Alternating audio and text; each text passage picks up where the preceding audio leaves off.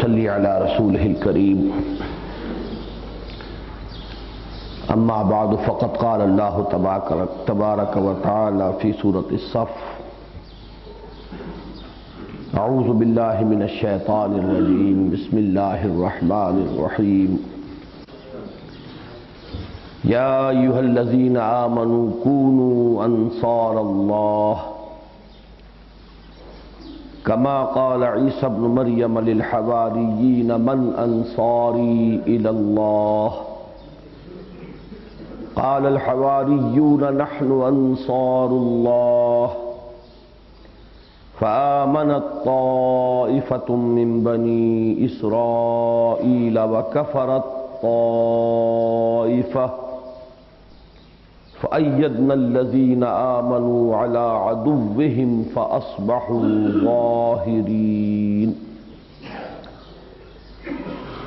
وقال تبارك وتعالى في آخر سورة الفتح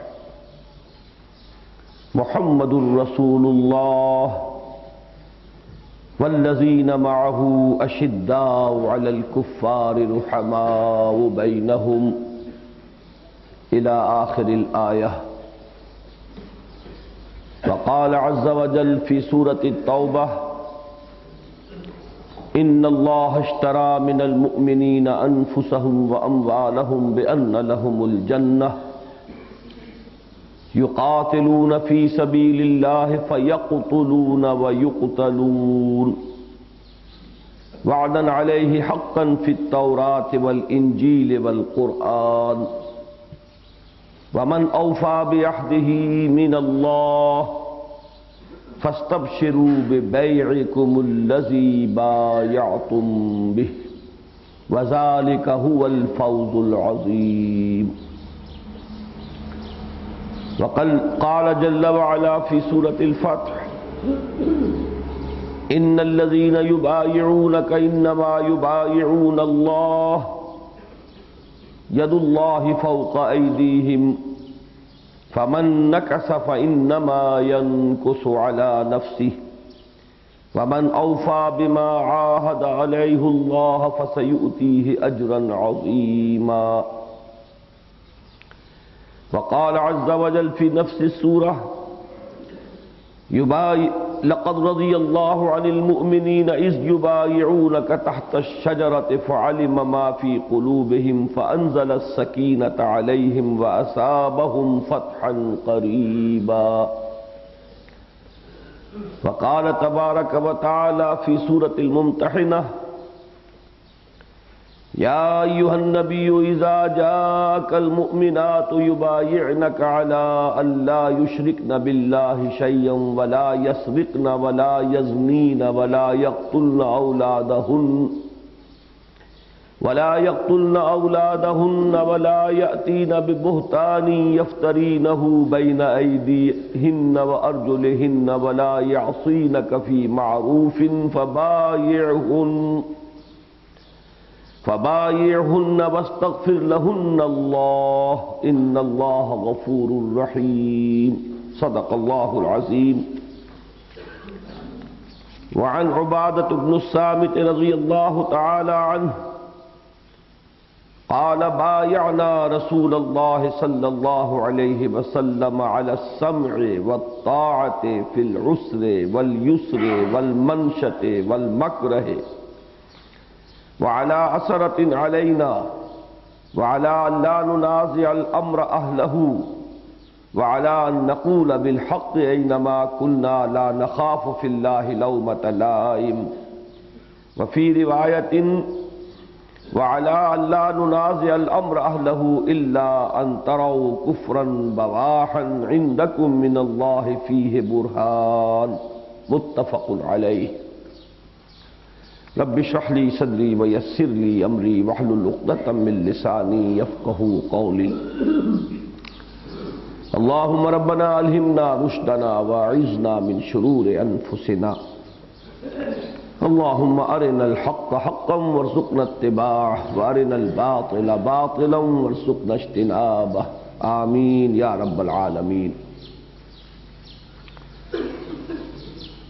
قرآن مجید کے اس سلسلہ درس میں آپ کو معلوم ہے کہ ہم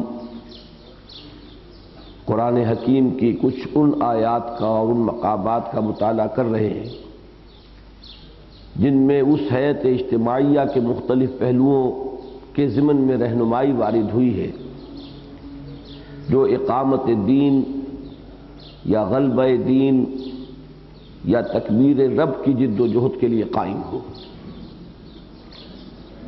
اس اجتماعیت کا ایک پہلو ہمارے سامنے آ چکا ہے کہ اس میں جو لوگ شریک ہوں ان کے مابین کیا رشتہ اخوت، کیسا رشتہ محبت اور کس نوعیت کی نسبت ولایت درکار ہے۔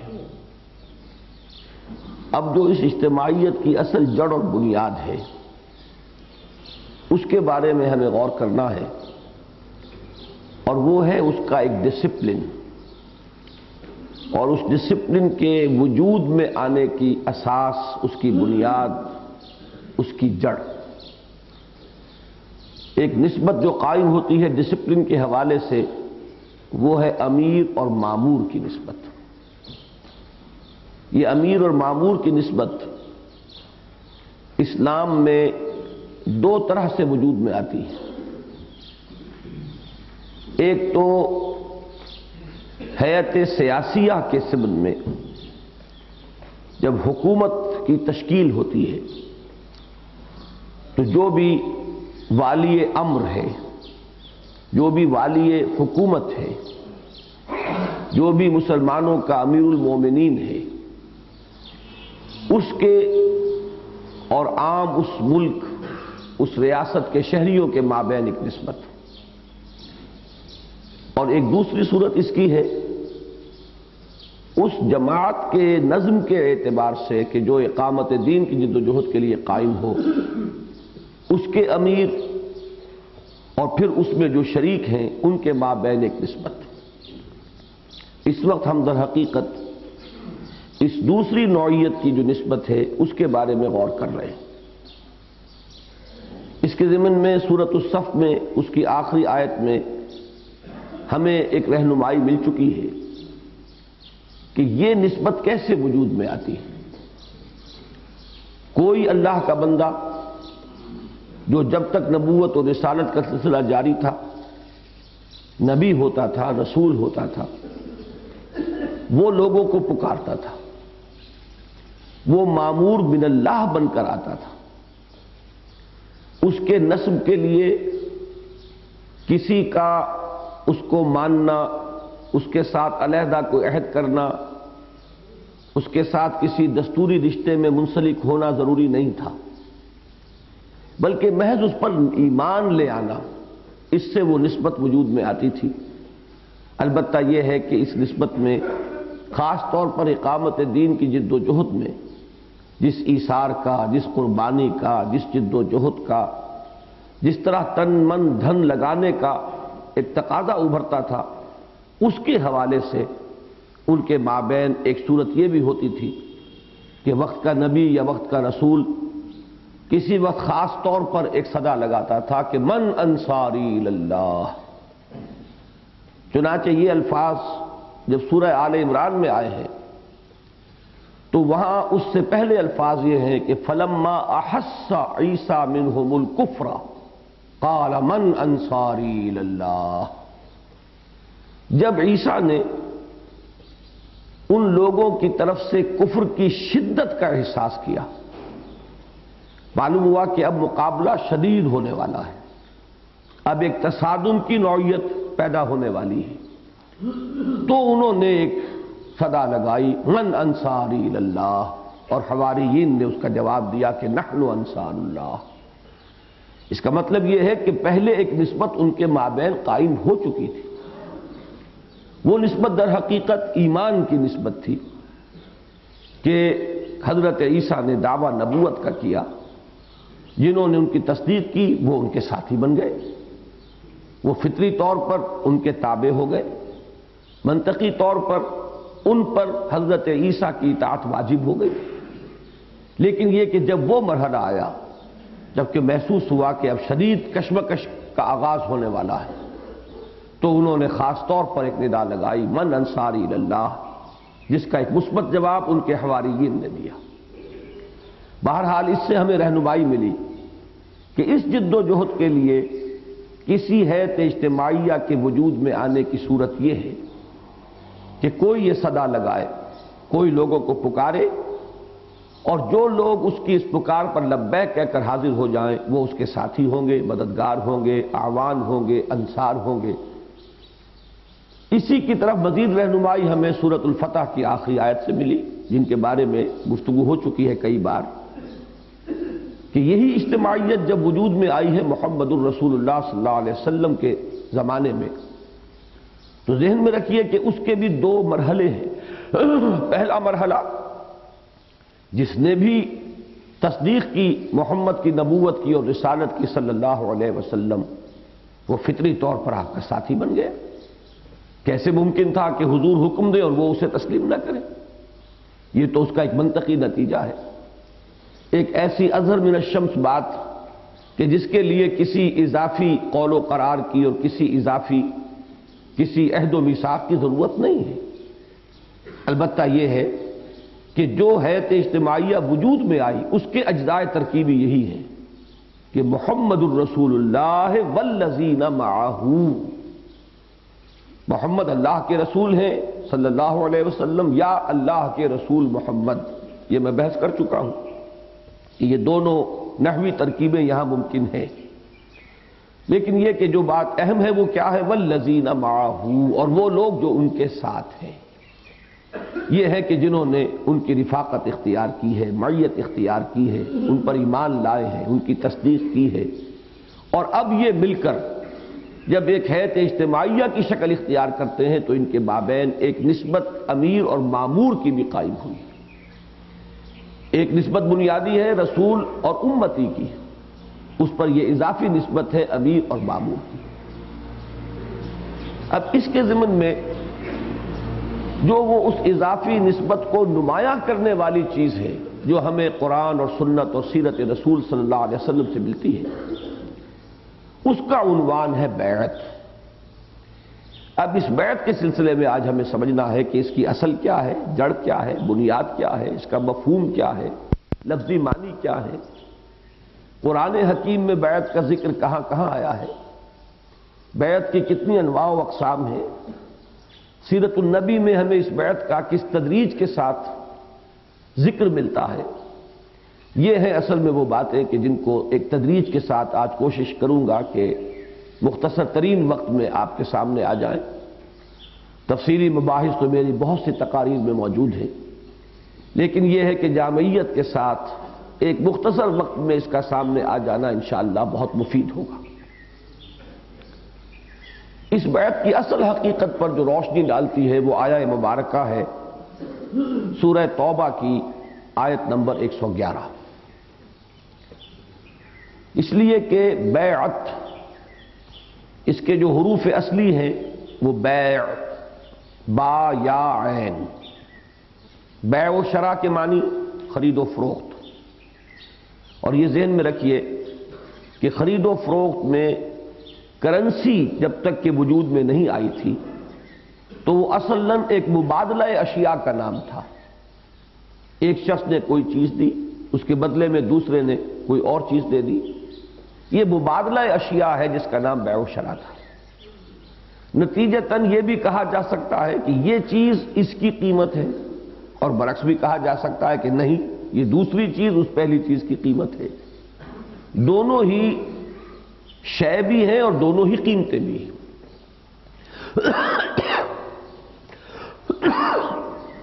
البتہ عربی زبان میں اس بیع اور شراء کے دو طرفہ الفاظ کا استعمال جو ہے وہ موجود ہے۔ شراء کے معنی ہو جائیں گے بیچنا، اشترا باب افتعال سے آئے گا خریدنا۔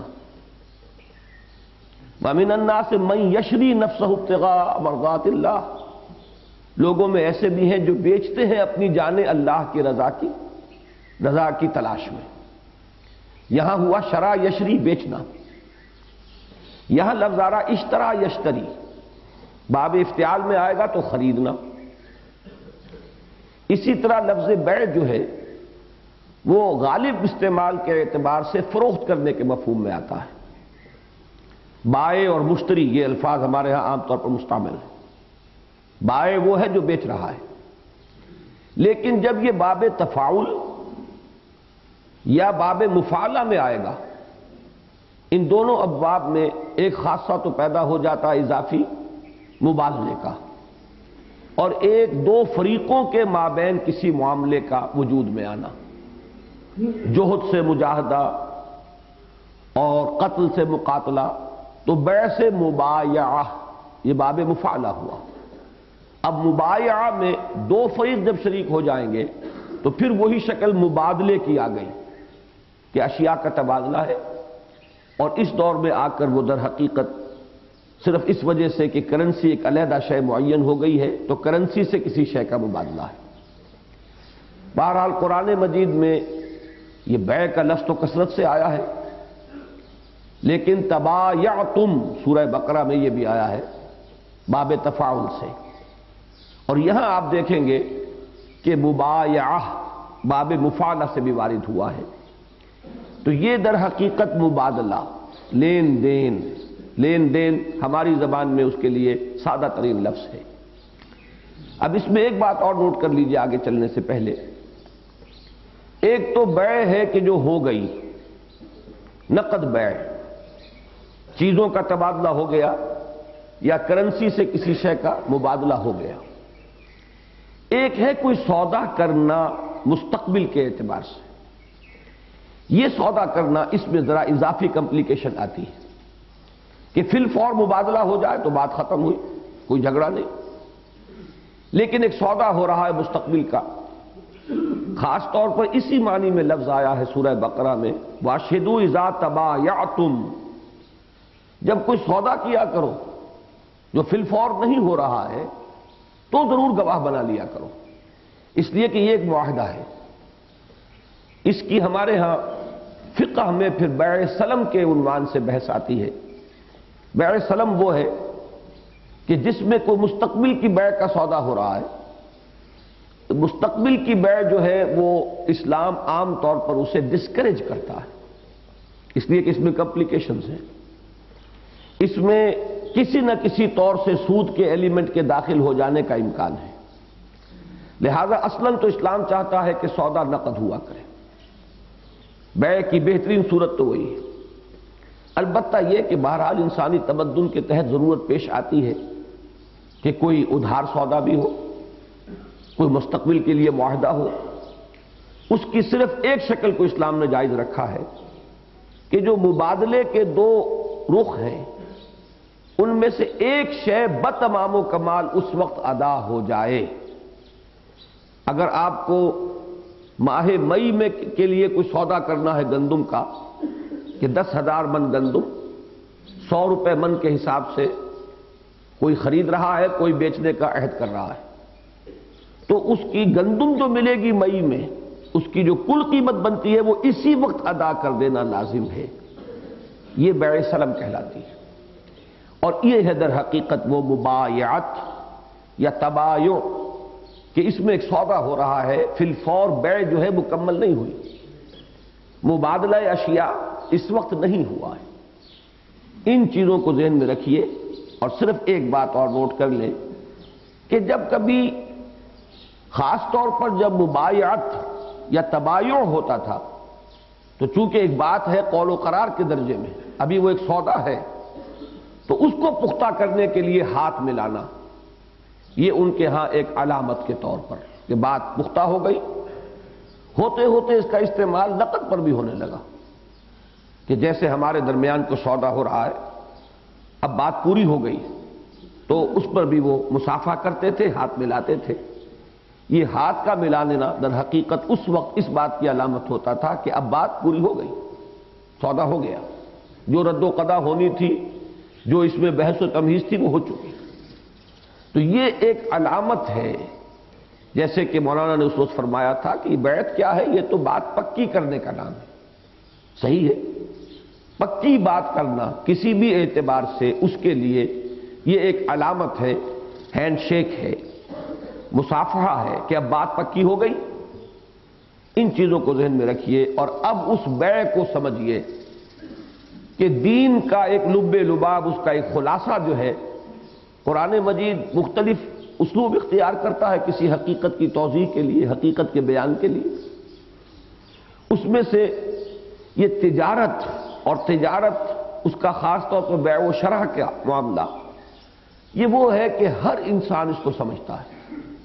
عامی سے عامی انسان، ان پڑھ سے ان پڑھ انسان، یہ وہ بنیادی کانسیپٹس ہیں کہ جن سے کوئی شخص نا واقف نہیں.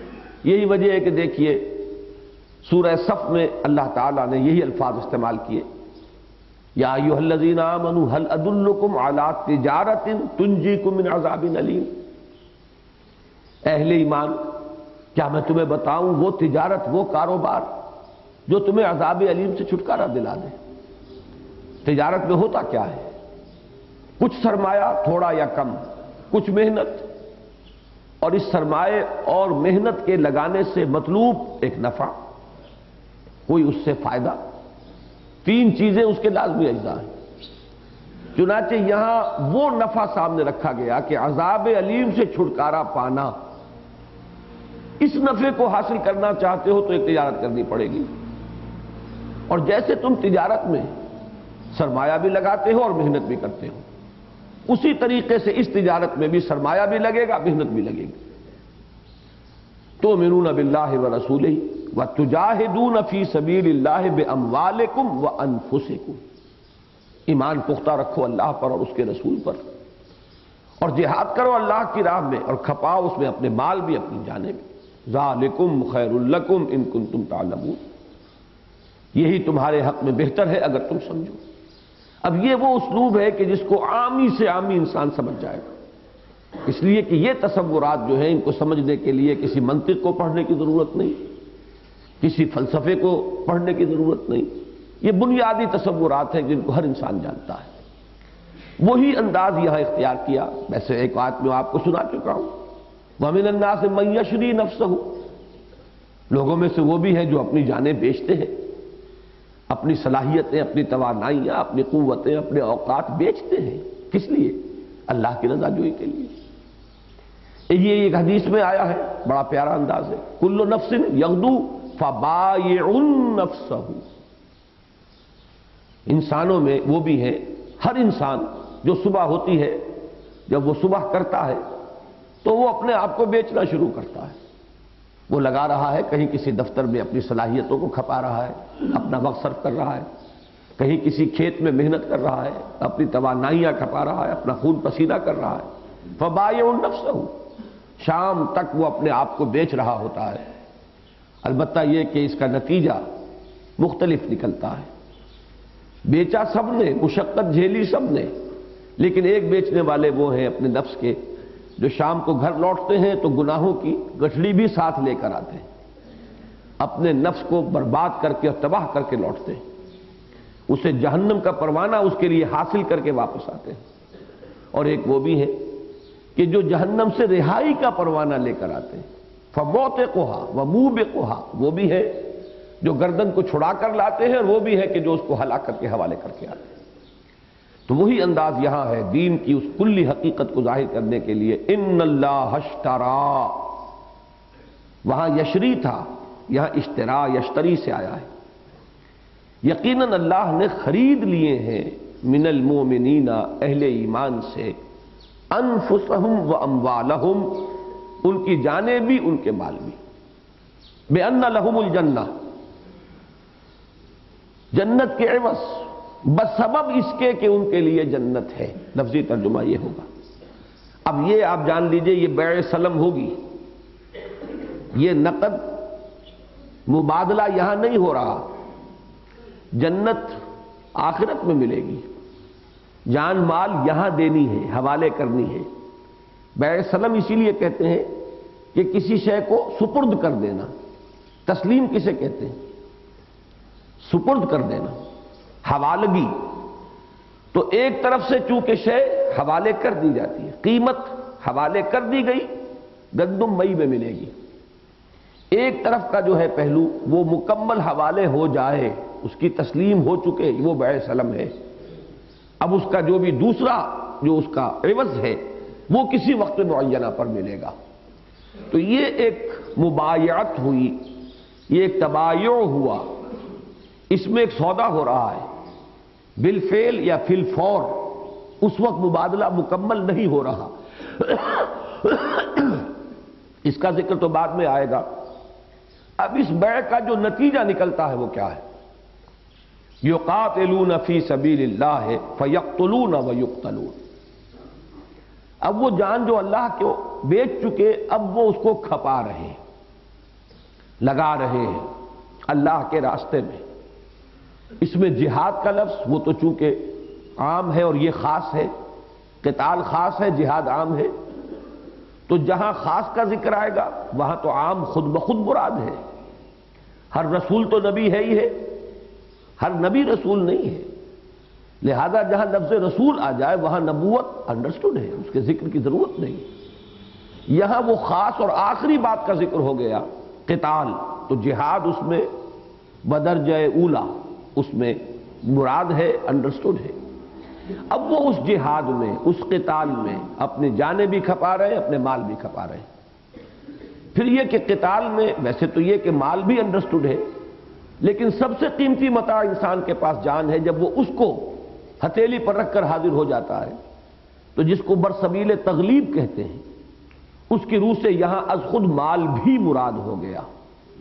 لہذا جہاد بالمال والنفس یہ گویا کہ یہاں پر پورا کا پورا مندرج ہے، انڈرسٹوڈ ہے۔ آخری شے کا ذکر کیا جا رہا ہے، اور ہاتھی کے پاؤں میں سب کے پاؤں، باقی ساری چیزیں اس میں از خود مذکور ہو گئی۔ یقاتلون فی سبیل اللہ فیقتلون ویقتلون، قتل کرتے بھی ہیں اور قتل ہوتے بھی ہیں۔ جان تو پہلے ہی دے چکے، اب تو صرف یہ ہے کہ اس کی حوالگی ہے، یہ اس کو سپرد کرنا ہے، سودا تو ہو چکا تھا۔ اب یہاں چونکہ یہ بیع سلم ہے، یہ ادھار سودا ہے، جان مال یہاں سپرد کر دینی ہے، جنت کا وعدہ جو ہے وہ آخرت میں ہے۔ ادھار سودے پر ہمیشہ کچھ نہ کچھ انسان کے دل میں تردد پیدا ہوتا ہے۔ نقد سودے میں کوئی تردد نہیں، مال دیا، قیمت لی، قصہ پاک ہوا، کوئی اندیشہ نہیں کہ رقم بڑھ جائے گی، کوئی اندیشہ نہیں کہ وعدے سے پھر جائے گا۔ لیکن جہاں بھی ادھار کا معاملہ آئے گا وہاں یقیناً ایک تردد۔ اب یہ ادھار تو ہے بھی اتنا بڑا ادھار کہ یہاں تو صرف سالوں کا اور مہینوں کا مسئلہ نہیں ہے، ایک عالم اور دوسرے عالم کا فرق ہے۔